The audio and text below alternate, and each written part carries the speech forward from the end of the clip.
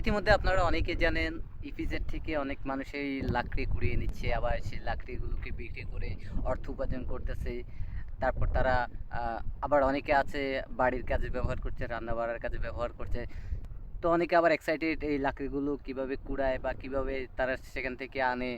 তো এগুলো অনেকে দেখতে চেয়েছেন। তো ভাবলাম আজকে আমি সেটা করে দেখাই। তো এই মুহূর্তে আমি চলে এসেছি ইপিজেটে। আমি এই মুহূর্তে আছি ইপিজেটের ভেতরে। এটা একদম ইপিজেটের ভেতরে।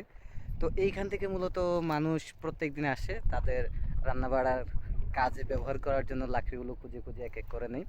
এরপর তারা আবার সেগুলোকে অনেকে আছে বিক্রি করে কিছু টাকা অর্থ উপার্জন করে।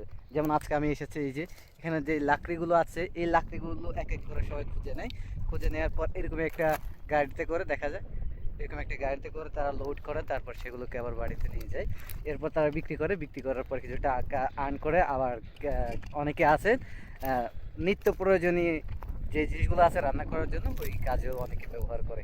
তো এইভাবে মূলত তারা ইপিজেটে আসে, ইপিজেড থেকে কিছু লাকড়ি সংগ্রহ করে আর সেই লাকড়িগুলোকে বাড়ি।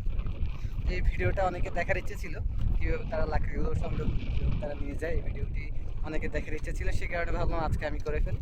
তো এই ছিল আজকের ভিডিও। সব ভালো থাকবেন, সুস্থ থাকবেন। ধন্যবাদ সবাইকে। ইপিজেডে আসবেন, লাকড়ি কুড়াবেন। ধন্যবাদ সবাইকে। আসসালামু আলাইকুম।